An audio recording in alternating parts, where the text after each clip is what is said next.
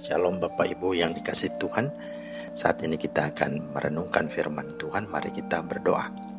Bapa di sorga, kami bersyukur bahwa ada kesempatan lagi kami hendak mendengar dan merenungkan firman-Mu.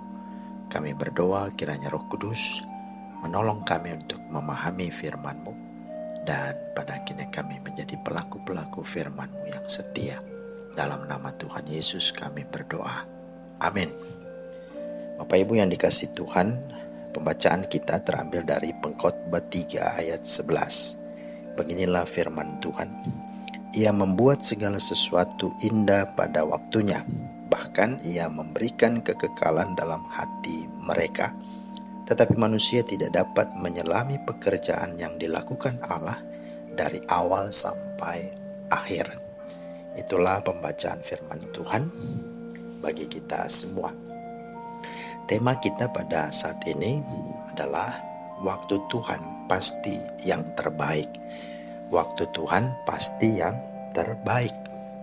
Saudara, dengan adanya pandemi virus COVID-19 ini, banyak orang mungkin bertanya, Tuhan, sampai kapan ini berakhir?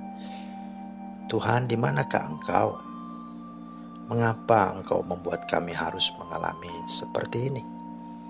Dan tentu masih banyak lagi komplain dan protes kepada Tuhan. Dan karena jawaban tidak kunjung tiba, akhirnya mungkin hidupnya tidak lagi bergairah, tidak lagi punya semangat mungkin dalam doa, dalam beribadah, apalagi baca firman. Nah, saudara-saudara yang dikasihi Tuhan, haruslah disadari bahwa Tuhan itu punya agenda dan waktunya tersendiri. Waktu kita bukanlah waktu Tuhan. Ada tertulis dalam Yesaya 55 ayat 8-9. Sebab rancanganku bukanlah rancanganmu, dan jalanmu bukanlah jalanku. Demikianlah firman Tuhan.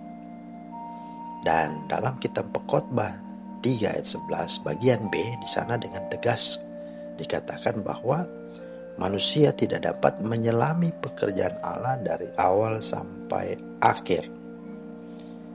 Karena itu tema kita, waktu Tuhan pastilah yang terbaik, adalah karena Tuhan membuat segala sesuatu indah pada waktunya.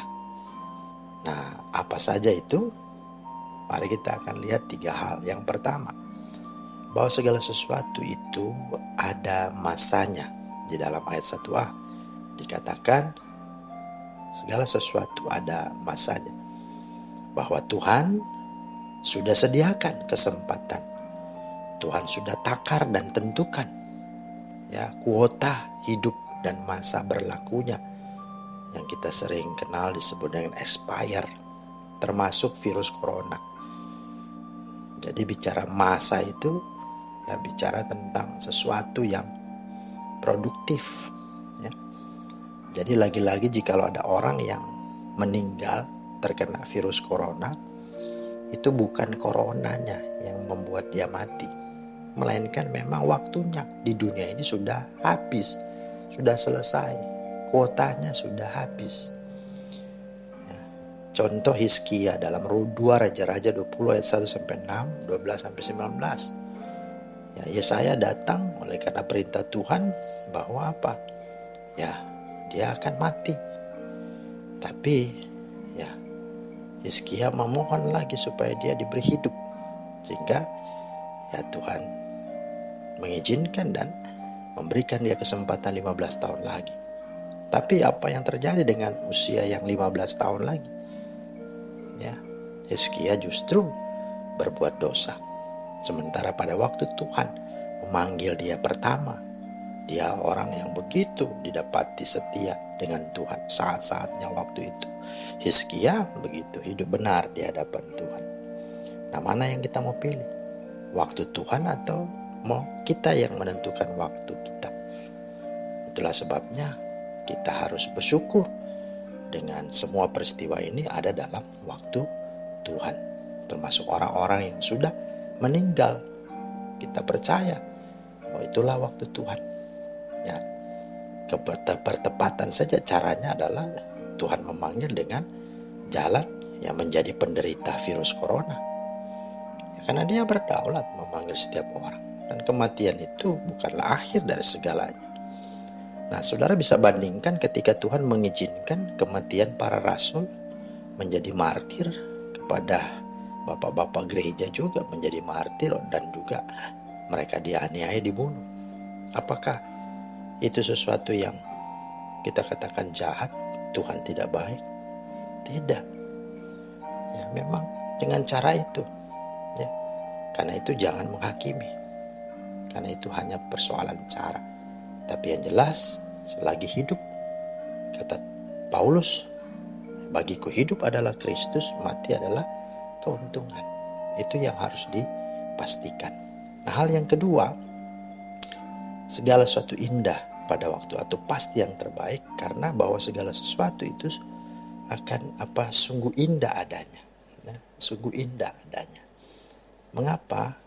Karena perhatikan ayat 1b sampai 8. Di sana dikatakan ada waktu lahir, ada waktu mati, ada waktu menanam, ada waktu yang mencabut yang ditanam. Artinya hidup itu ada silih bergantinya. Nah, ini tidak hanya menerangkan bahwa segala sesuatu ada waktunya, ya, melainkan hendak menjelaskan bahwa berbagai waktu, kejadian dan peristiwa apapun itu akan membuat pribadi kita menjadi pribadi yang matang, menjadi pribadi yang berwawasan luas, berarti luas, dinamis, dan pastinya bersahaja. Ya, penuh warna hidup ini, penuh dinamika, ya, penuh kesempurnaan. Bayangkan kalau hidup ini hanya flat saja, datar saja. Satu warna, hanya sukacita, nggak ada duka cita, ya. Hanya sesuatu yang sifatnya baik, nggak ada dinamika yang lain, kan begitu. Jadi garing kata orang. Nah, itu hal yang kedua. Nah, hal yang ketiga, bahwa segala sesuatu, ya, pasti yang terbaik karena Tuhan, ya, membuatnya indah karena ada Tuhan, ya. Sesuatu menjadi baik karena ada Tuhan. Dikatakan di dalam ayat yang ke-11 tadi, Tuhan membuat segala sesuatu indah pada waktunya. Jadi siapa? Tuhan. Tuhan yang membuat. Artinya Tuhan yang turut hadir, campur tangan, turut bekerja dalam segala sesuatu. Baik itu bicara waktu, kejadian, peristiwa, persoalan dalam hidup kita, dan semua jawabannya dibuatnya tepat pada waktunya. Roma 8:28. Allah turut bekerja dalam segala sesuatu untuk mendatangkan kebaikan. Nah, karena itu saudara, mari percayalah kepada Tuhan. Percayalah bahwa segala sesuatu apapun itu, termasuk adanya wabah virus corona ini, ada dalam kendali dan kontrol Tuhan. Bahwa virus ini ada masanya, artinya hanya sebentar saja. Dia tidak akan selamanya. Dan lebih penting, ada Tuhan dalam segala kejadian ini. Karena itu mari jangan takut, jangan panik, tapi percayalah, yakinilah waktu Tuhan.